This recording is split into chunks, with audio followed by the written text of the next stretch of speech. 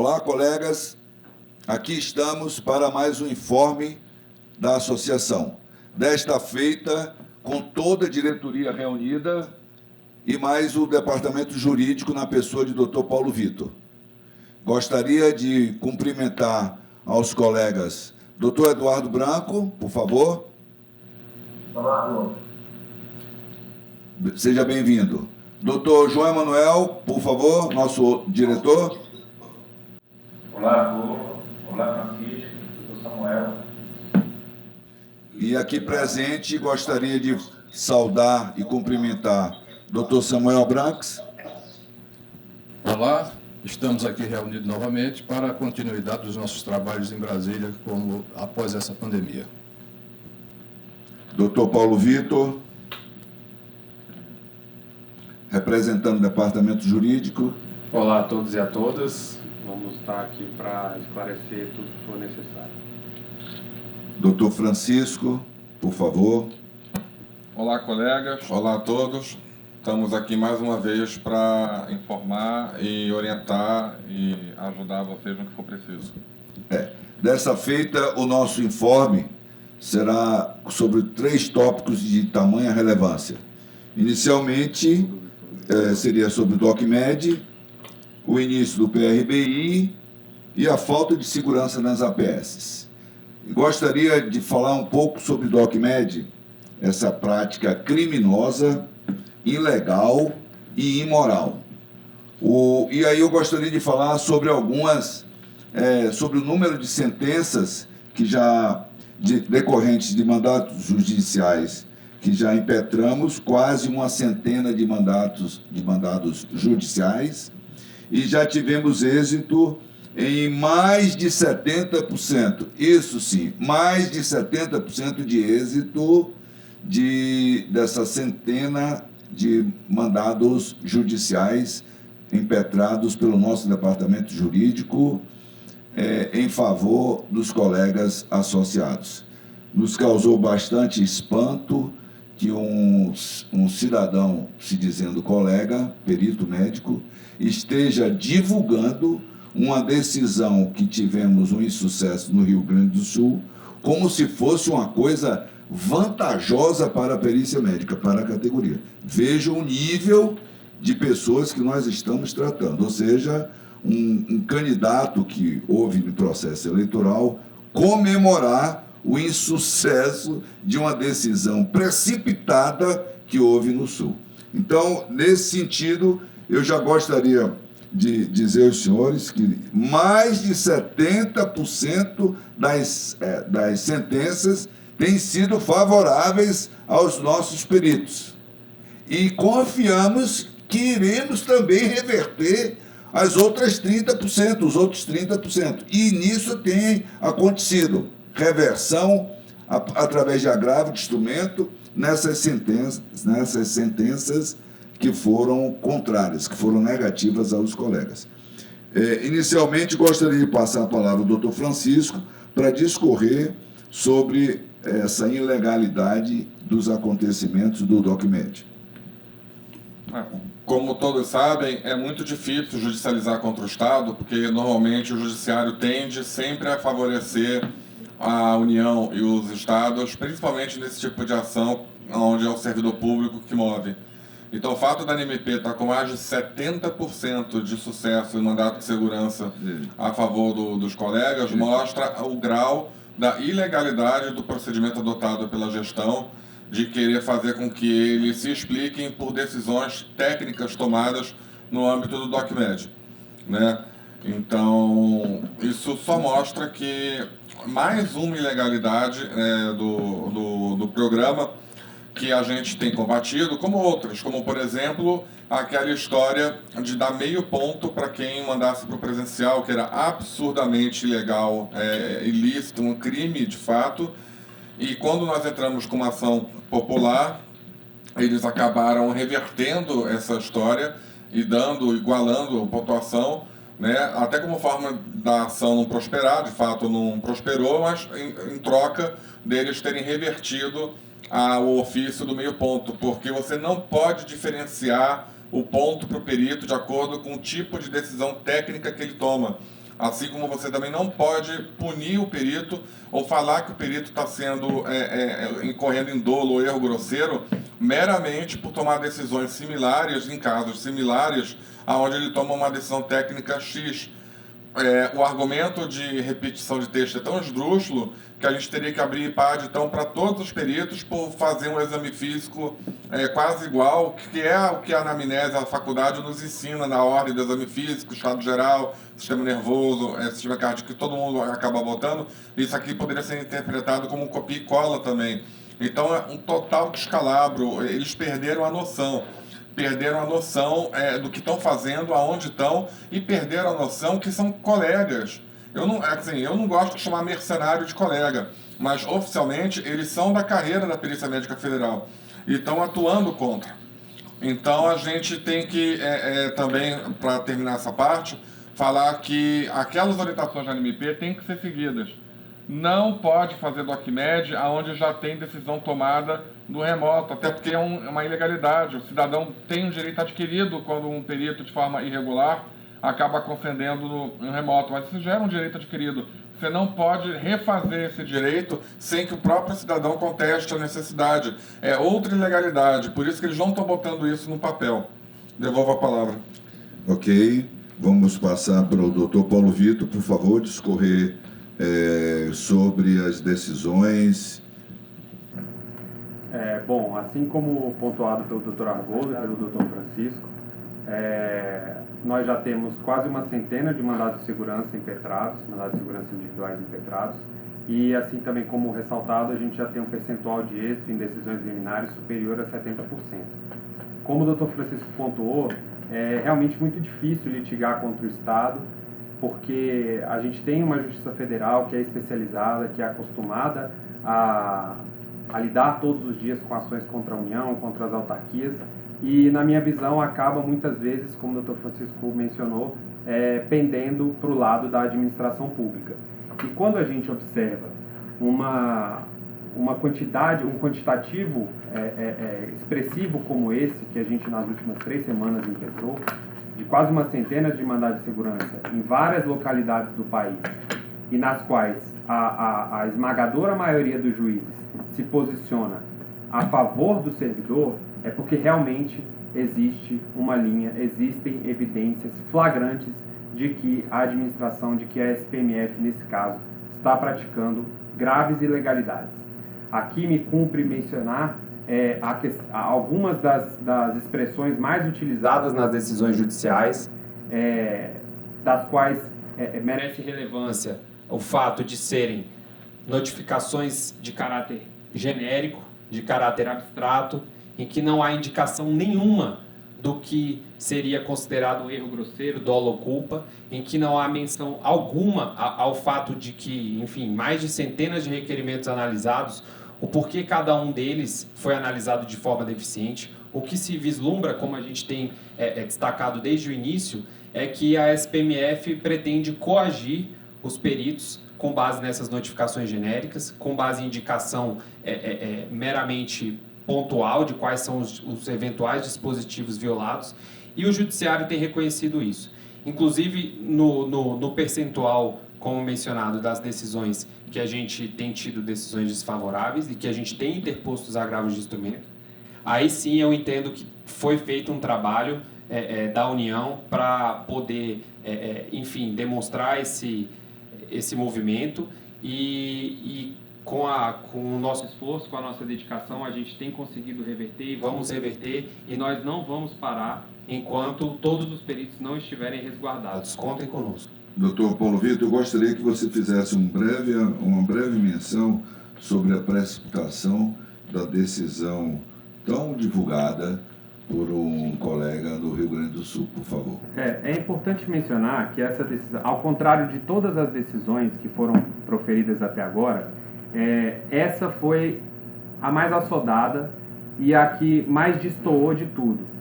E até por isso que tem sido utilizada por pessoas que, como mencionado pelo Dr. Argoldo e pelo Dr. Francisco, comemoram a derrota e comemoram a ameaça aos colegas. Foi uma decisão da Seção Judiciária do Rio Grande do Sul, em que um juiz analisou a questão de forma muito rápida e que destoa de todas as demais, porque, em geral, no mandado de segurança, quando você impetra um mandado de segurança, a primeira análise é feita de forma liminar, então é proferida uma decisão liminar. Depois disso, o processo segue um rito de instrução, que é mais breve no mandado de segurança, e só depois de geralmente alguns meses, eventualmente algum ano, que a sentença é prolatada. Nesse caso, o juiz não esperou nem um mês para prolatar a sentença. A gente não teve nenhuma outra sentença em nenhum outro mandado de segurança, apenas nesse. O que demonstra que realmente deve ter sido feito um trabalho de embargos auriculares, enfim, é só o que a gente consegue pensar, porque não é possível que em quase uma centena de mandados de segurança apenas um tenha tido uma sentença da qual a gente vai recorrer e a qual a gente vai impugnar. Em todas as demais, mesmo naquelas em que a gente não teve êxito na primeira instância,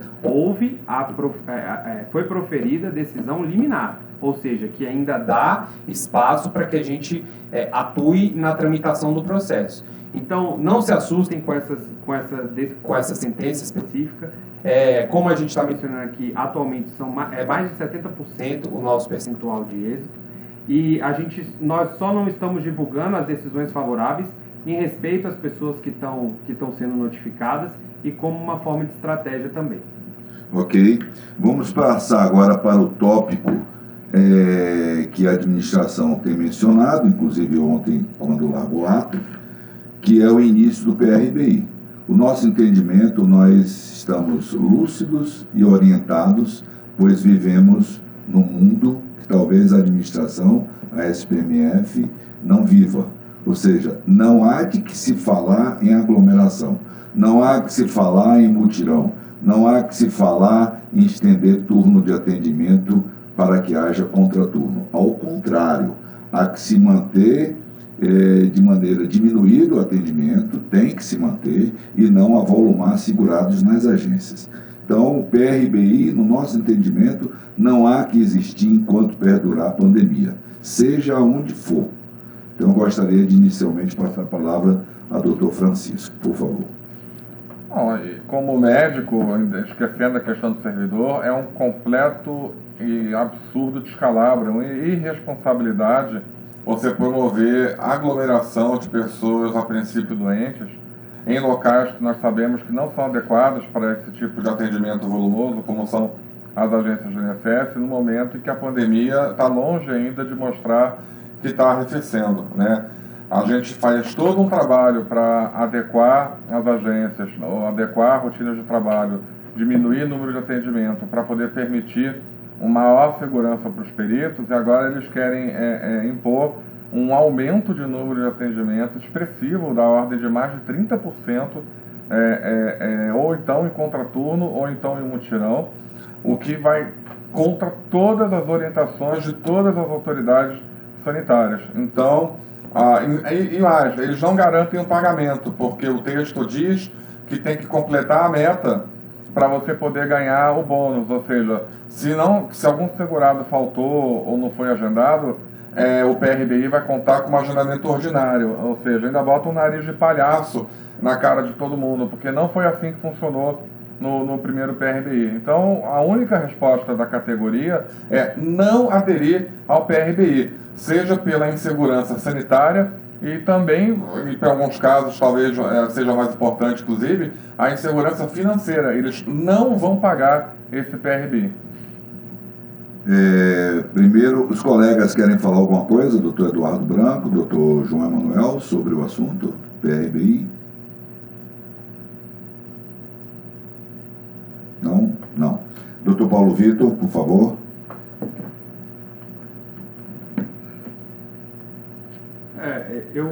Enfim, até para ser mais breve, acho que o Dr. Francisco já esgotou o tema.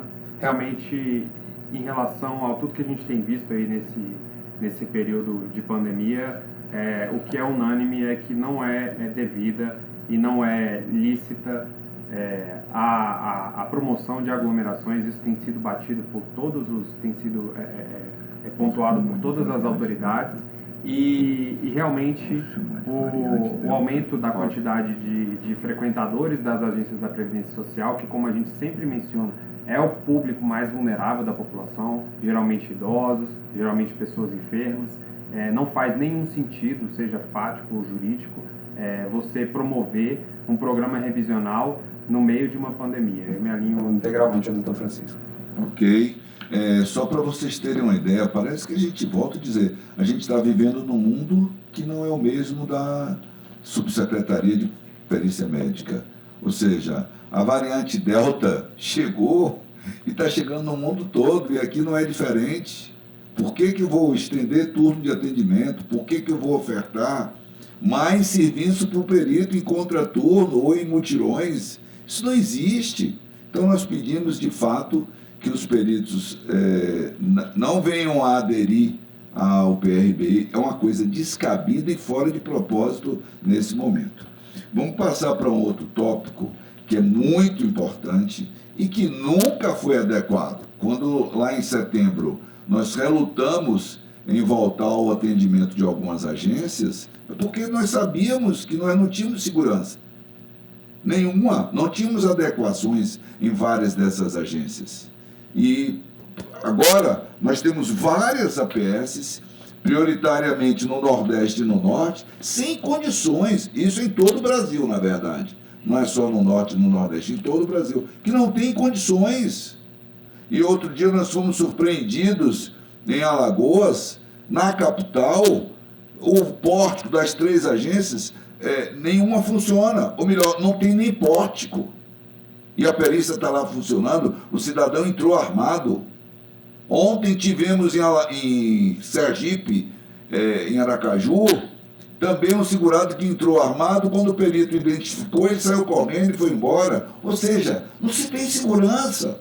Então, eu volto a dizer, não vamos esperar que tenhamos uma outra morte, um outro assassinato. Não vamos fazer essa conta. E eu apelo aos senhores peritos que se ajustem, vejam se não tem adequação das agências, notifiquem os seus DRs, suspendam o atendimento dessas agências, porque a administração não quer enxergar isso, ao contrário. Ele quer ofertar mais serviço, mas eles estão usando o segurado para fazer a pressão sobre a perícia.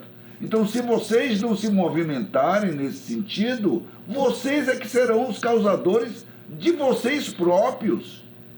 Então, vocês têm que se movimentar, trazer o problema para a associação e levar o problema para a administração localmente, os seus DRs. Obrigar que tenha segurança, suspender o atendimento. Porque vocês só vão ter cada dia mais tarefa se vocês não fizerem isso. Então, gostaria de passar a palavra ao doutor Francisco sobre a falta de segurança nas APS de todo o Brasil, não só no Norte e Nordeste, mas isso é de todo o Brasil. Anda, vira e torna, a gente tem um caso que o portal está descalibrado, não funciona. Aonde tem portal? Porque tem lugar que não tem nem portal, tem lugar que não tem nem vigilante. Quando tem um vigilante que fica lá na porta e não toma cuidado de nada. É importante reforçar que nenhum perito é obrigado a trabalhar em condição insegura. E nada vai acontecer com esse perito se ele caracterizar e documentar adequadamente qual é a insegurança que ele está sofrendo. Isso é essencial. E mandar por e-mail tanto para o seu chefe DR quanto para a NMP, para a gente fazer o controle. Porque senão vocês vão ficar autorreféns de uma chantagem que, se for aceita, vai vir em seguida aumento de perícia, aumento de obrigação, fim do PEGAMP, que é o sonho dessa galera que está lá na secretaria, é que eles não têm coragem. Mas se eles pudessem, eles acabavam com o PEGAMP amanhã. Mais da metade dos colegas que estão na gestão agora não são PEGAMP, eles eram CISREF. Eles não concordam com o PEGAMP. E outra, eles estão, desculpa o termo, cagando para a segurança de vocês, eles não estão nem aí para a segurança de vocês.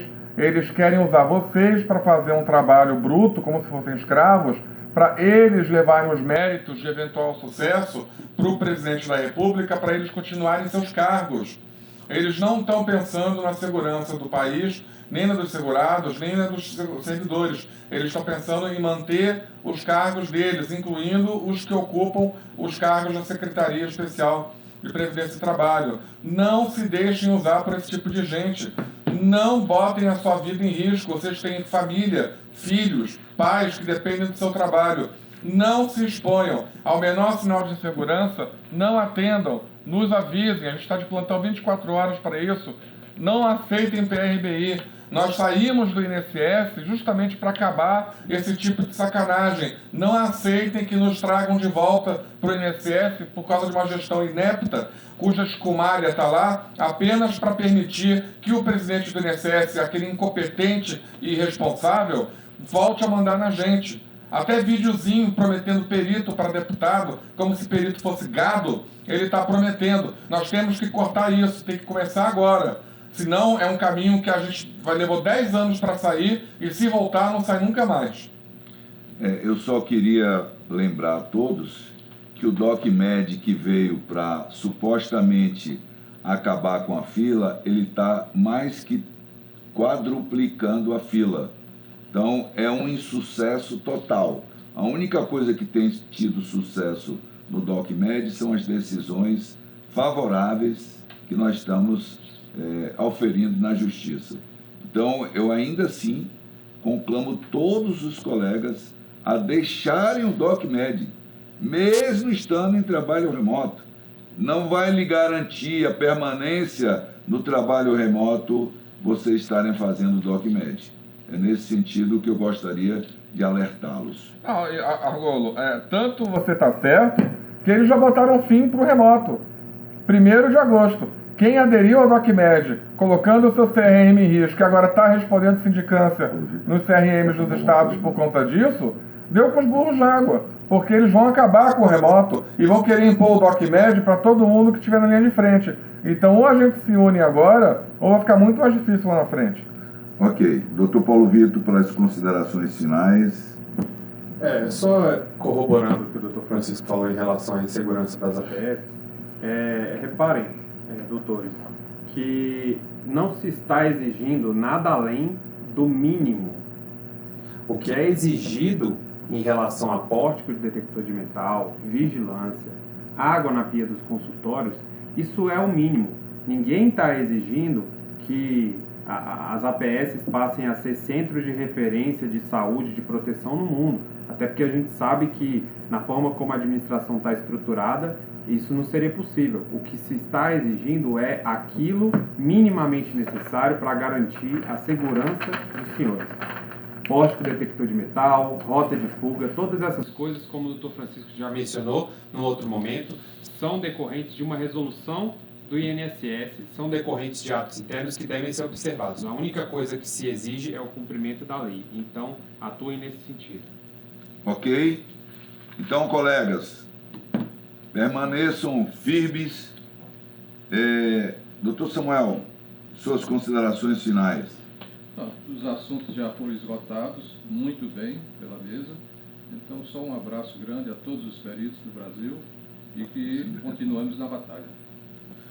Então, colegas, fiquemos todos firmes, coesos e unidos. Não ao DocMed, não ao PRBI e sim à segurança nas APS.